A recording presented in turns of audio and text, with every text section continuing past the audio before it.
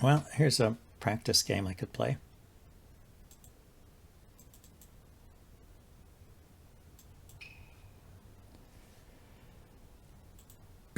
See if he's interested. He accepted. Okay, let's say hello. And he gets to move first. Here, let's zoom in on the screen.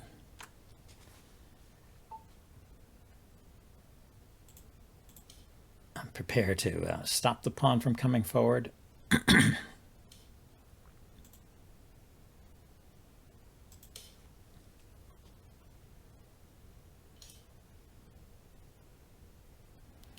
So I guess he's going for a Yagura, right? Let's close or push the fourth file pawn and bring the rook over. I'm going to try the fourth file rook again.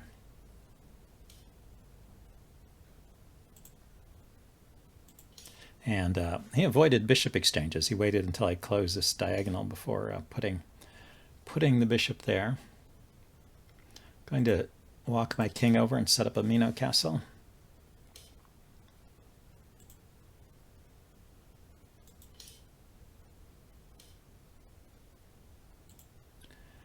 So I've lost several games since the last video. And I don't know, my playing seems to have gone backwards. I was missing obvious things like what squares are covered and things like that. So I got to try and play a little more carefully this time. Okay, so he hasn't moved his king yet, but he's put his bishop on this diagonal, which is a common maneuver in the Yagura. But normally the king walks over. Oh, he can move the bishop up, and then the king can walk over and get to this square. Okay, so he can still set up a Yagura. So his bishop and his rook are all pointing on this side of the board. I'm going to try and do something.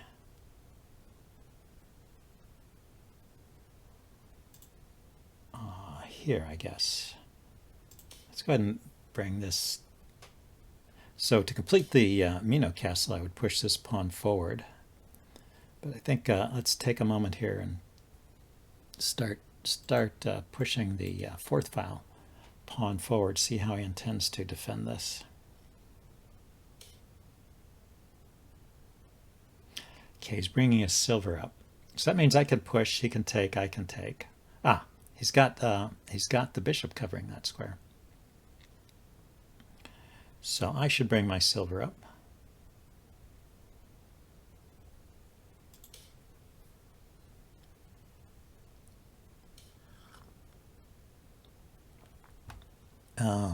I want to maybe slow down the pawn rush here a little bit, so I'm going to go ahead and respond with this move. And let's keep bringing the silver up now.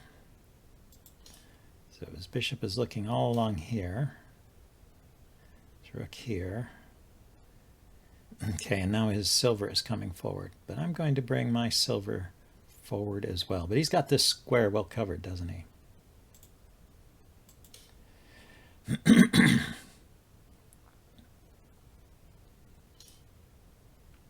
And that protects this square as well. But he has left his king in the middle with 2 golds. Maybe he feels no rush to castle. I haven't started putting pressure on him yet. Let's finish this castle. Now we think about how to proceed here in the middle.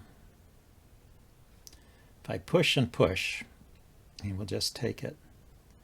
I can push here. He will take it. I can't oppose bishops. Could bring the knight here.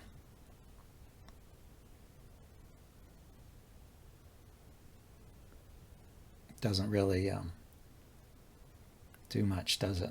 And it blocks this pawn, blocks the lance from defending this pawn when I put the knight here.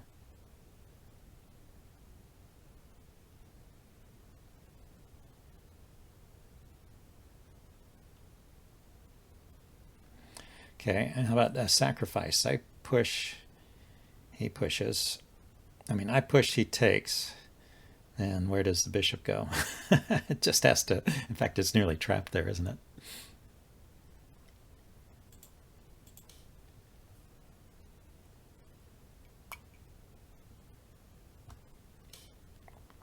He is bringing his gold up. Yeah, I was about to reach the same conclusion. I have to bring another piece in if I want to do anything in the center here. And wow, what I should really do is arrange a trade of rooks so I can drop a rook on the back rank here. He's evacuated his back rank. Wonder how to do that. Well, momentarily this knight has blocked the bishop.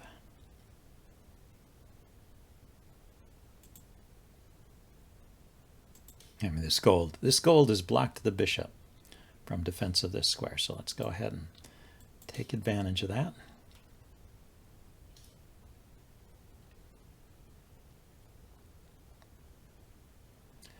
Now the question is, can I ignore this attack and push?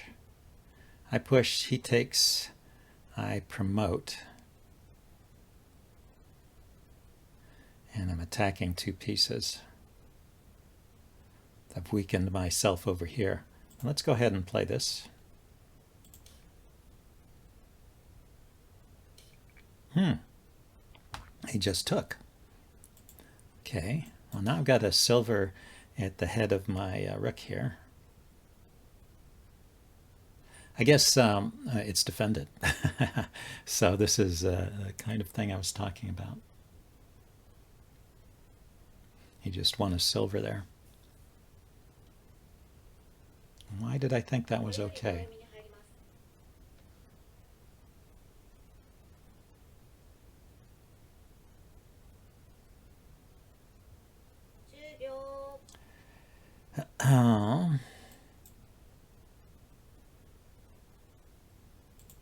It's not going to help, is it?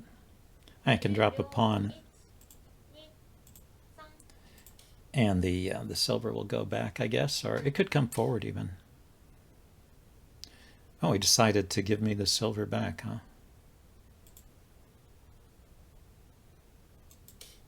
Or is there something I'm not seeing here?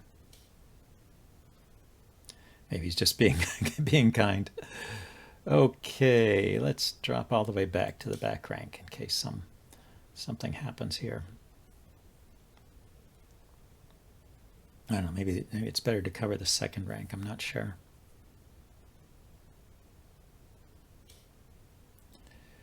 Okay, push the pawn forward.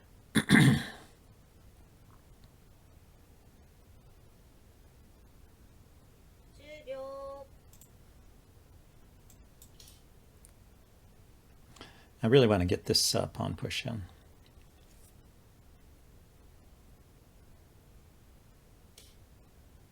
Oh, he lifted his lance. Looks like maybe he's going for an edge attack. He's going to put the rook behind the lance and push that pawn forward.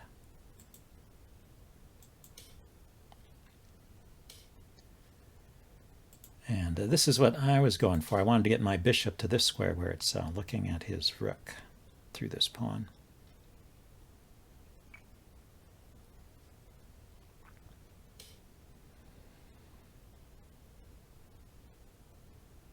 Okay, now that pawn is well defended. He moved his gold forward, so the bishop is defending it and the gold is defending it. So two attackers, two defenders. And my bishop is under attack. His gold here is defended by the knight.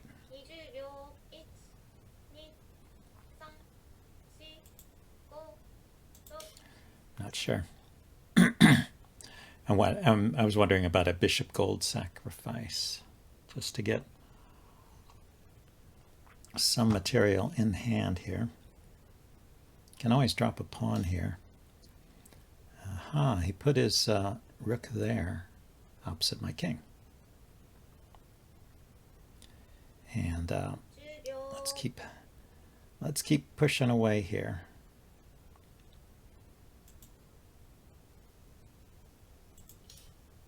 He's got two silvers in hand. That's probably going to be good for his attack at some point. But if I can open up this file and come in with my rook,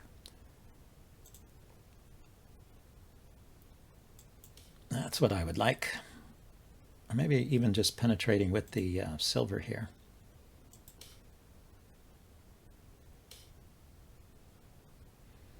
Wow, he's letting me in. Am I missing something here? Or is he being nice? He dropped a pawn here, defended by the rook. Okay, a good defense. I can take this pawn. No, I can't. His bishop is defending it. And I can't even promote my rook.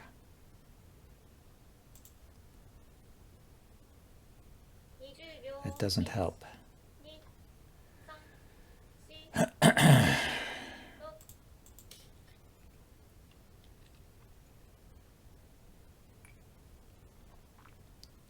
I really had no idea what to play there.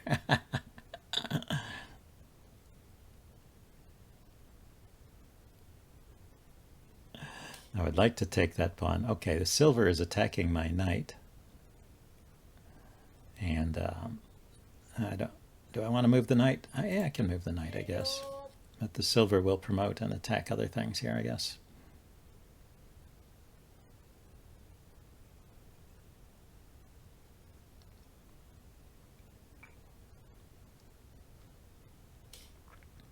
Oh, he's attacking that pawn. Okay, so now it's a fork of the knight and the bishop. So let's take the bishop for a gold. Trade the bishop for a gold. And then we can take here. This attacks his lance. Let's see, the bishop is not on that square. It's on this square. Although, you know, the knight maybe is more valuable than the bishop. Okay, and he's going to get some tokens over here. So what should I do? This is so annoying. Okay, I'm going to play there anyway. His knight can take it. I'll take back and promote. I want to see if I can crash through here. I was annoyed because his bishop was covering this square and his knight was covering this square. There was no way for me to drop a piece that would attack this pawn that I could see. Aha. So I can take here.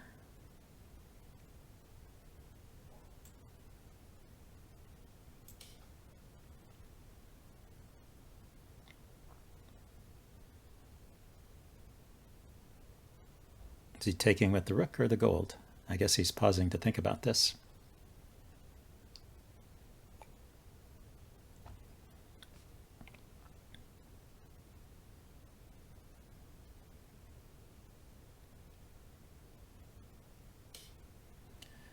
Neither. Ooh. Okay. But he's attacking my gold. Anyway, my rook. My idea was to move my rook here. It's not on the diagonal with the bishop, and it's got a view into the back rank, and it's attacking this guy. So let's promote. In combination with this gold here, this looks pretty strong, right? So I can take with either the gold or the dragon. Either way, his king will come to the second rank. I have some pieces in hand.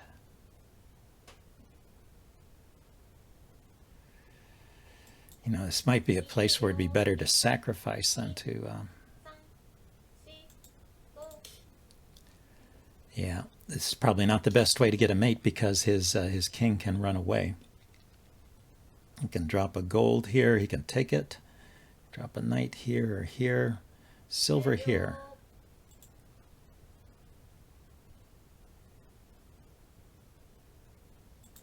I'll just see where his king goes.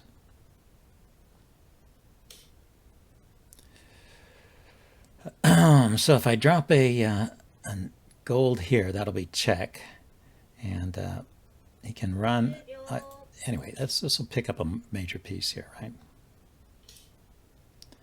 Rook takes. King takes. Okay, so I've got another rook here. Knight here or here. Probably this one.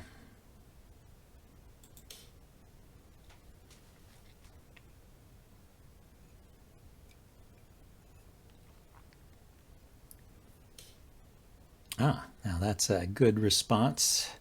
Attacking, defending his bishop, attacking my gold, and it's not pinned there.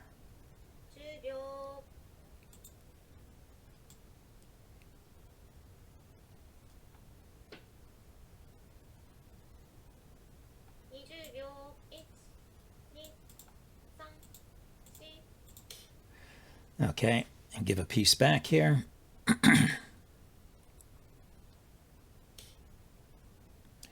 And a bishop, so I can put a bishop here with check. Yeah, still I'm not seeing the mating idea here. Probably I need another piece. See, I can't drop a pawn because I have pawns on all of these rows. The king has gone back there. He's got lots of pieces he can drop now. I can move this with promotion.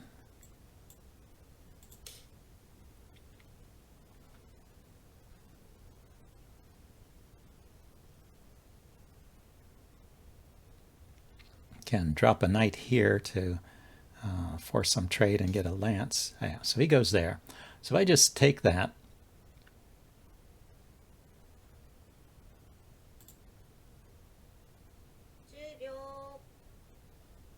no, that doesn't work so well, does it? If I take here, then I get a golden hand, which maybe will help. But yeah, he's got all these pieces he can drop now, so.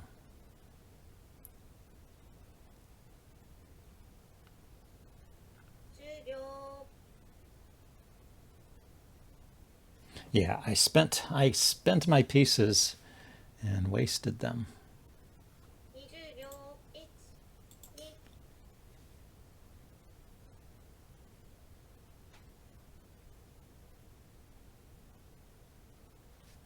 Well, I'm going to keep the golden hand for a while until I try to get a better situation. A better situation to set up a mate where I have a gold drop that will finish him off. He is kind of boxed in here by his own pieces.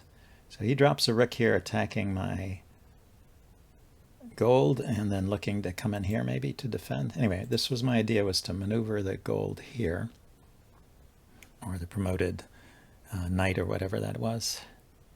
Some kind of promoted piece there. He will drop a piece to defend, yeah. And once again attack my my rook or my gold. My dragon.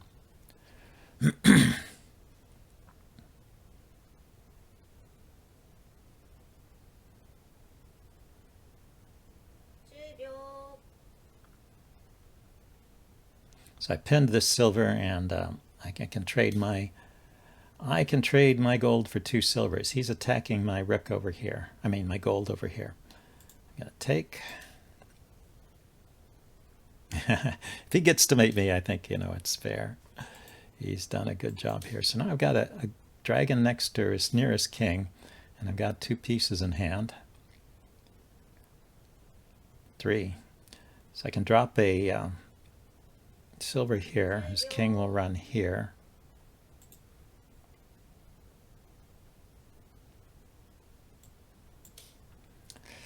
His king can always run to where it defends the yeah, I can run to where it defends that. Ah, but I can drop a gold here. Ah, this is better, right? I was thinking the bishop was attacking me, but I can maneuver around the bishop like this. And now just one more move. Where is it? Where is that move? The silver does not attack there. The knight is covered.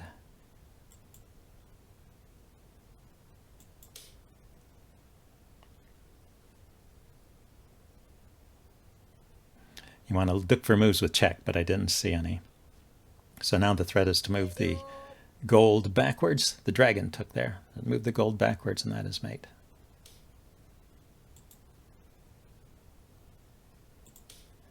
I think. Oh, let's say thanks very much for the game. And have a nice day. Here, let's zoom back out so you can see the dialogue there. So I think he was going easy on me. Yeah, maybe he's going to show me what I should have done here. Let's zoom in again and see what he's putting on the board. Went back to move 87. Did I have a mate here?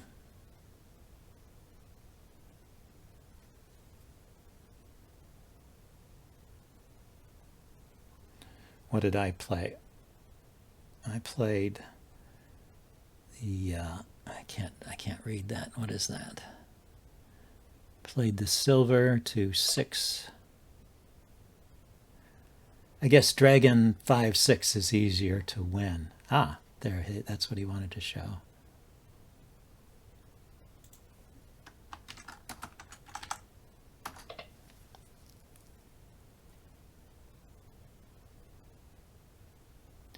Yeah, just pick up material here when my attack. I don't have any great follow-up to the attack.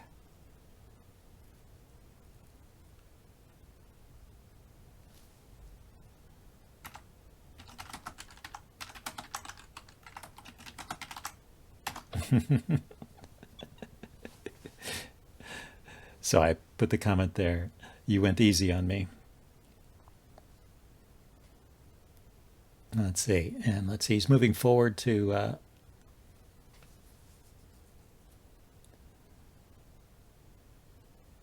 81, 82. What move is he looking at here? He's backing up again. There's another point I guess he wanted to show.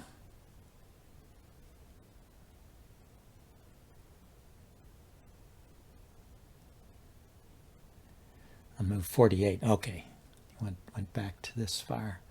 So here, and let's see. He's typing here. Let me zoom back out. You can see what he types there. Your Mino Castle. Oh, he likes my Mino Castle. Okay, thanks.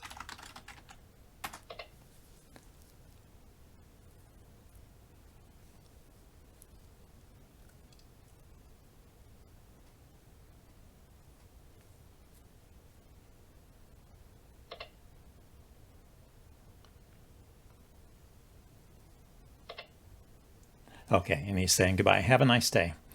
Okay.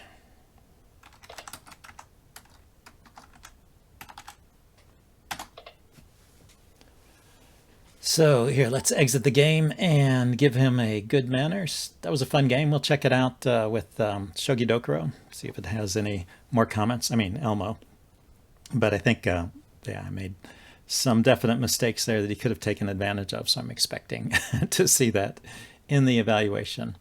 Anyway, see you guys later. Bye. I thought we could take a look at some of the turning points in this game. So my impression from playing this game is actually, as I said in the comments, I think he was going easy on me on purpose, just trying to encourage the non-Japanese shogi players. So I appreciate it. It was nice to come out okay in one of these games. But we'll go through this and let's see. I think it's a fairly normal opening. You know, one thing, let's get to this point here where he moved his bishop. Yeah, he brought all his pieces forward on this side, and then he moved his bishop. So his bishop is on this diagonal. And let's see, I wonder if I can get a good diagonal here. Not quite. It's not quite even. And it's coordinating with the rook. So he can push this pawn forward at any time, starting from here. In fact, it's interesting, the looking at the score over here, the engine is recommending moving my rook from 4b to 2b. So that would be just bringing the rook over here, and that would help defend against that attack on that file.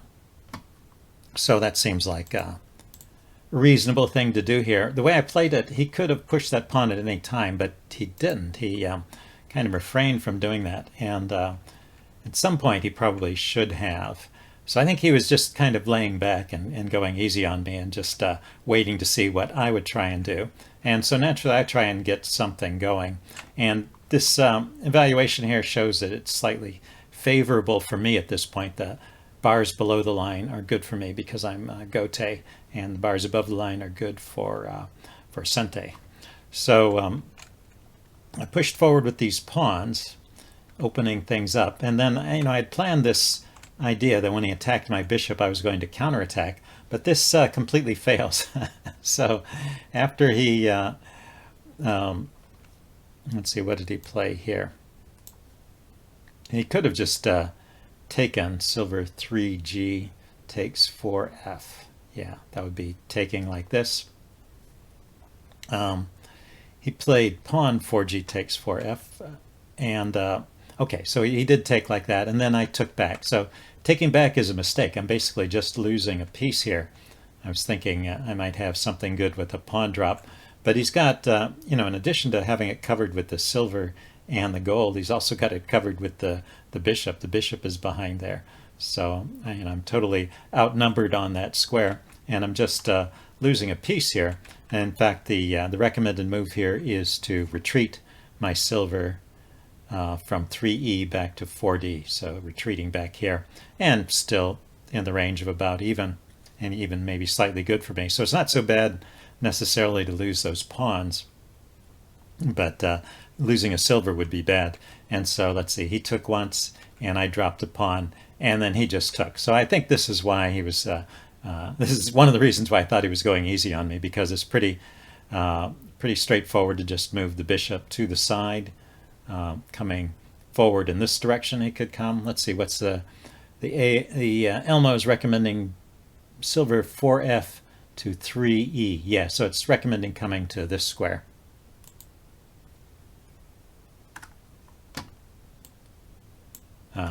And the silver continues to defend the square behind it, so I can't even push the pawn forward. And then I'm just down a piece. But instead he took. And so that lets me back in the game. And so this was one interesting moment too. When I retreated the rook here, I'm never sure whether to go back to the second rank or all the way back. And in this case, going back to the second rank is recommended. Maybe it's because I have more empty space on the second rank, so there's more scope for the bishop. Also, the rook will be protecting more squares against maybe future piece drops there. And my king is also on the second rank, so maybe the second rank is just a better place for that rook. Anyway, we continue here, and I'm still striving to find ways to open things up, and he gradually lets me break through here.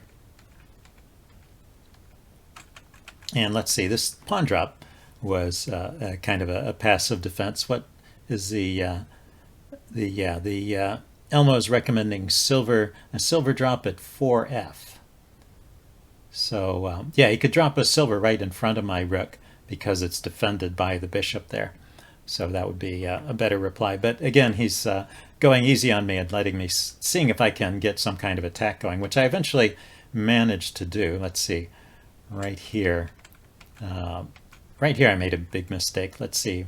Oh, my gold drop at 3G was not the right place to drop a gold. It wants to drop a gold at 5F. It had been thinking about dropping a gold here for a while. That showed up as an option, a move before as well. I guess it's just a better square for the gold. It's hitting this pawn, and maybe it can step forward here into the camp. Although it doesn't promote. Golds don't promote when they enter the camp, but maybe it's just trying to destroy. Oh yeah, I can't step forward because of the bishop. Yeah, so maybe it's just about trying to destroy the pawns around the enemy king. If I can get a gold to this square, that would be very, very threatening to the king. Anyway, we continue on, and I do manage to get some kind of attack going here. And just one more thing I wanted to show. So I'm just winning through here. This minus 31,111. I think that's about as large a number as it gets without showing a mate. And I don't necessarily follow it up in the best way. But then as I chase his king around, we do get to a position where there's actually a forced mate here. And I started following the right sequence. Let's see. I dropped he dropped the bishop, and I dropped the silver. Even before he dropped the bishop, there was already a forced mate. That one, dropping the bishop, made it slightly easier. Oh no, that was the recommended move, wasn't it? Bishop star 7h. Okay, so there's a mate in 7 from this square. I start out correctly. I drop the silver, driving the king away from the bishop. And then here's next I dropped a gold there. But here's the nice idea with the mating idea. So the idea here is you want to sacrifice the dragon for the bishop, or trade the dragon for the bishop. So after dragon takes bishop and king takes, then you've got a bishop in hand, and you can drop it right here. So let's see if we can imagine a bishop here.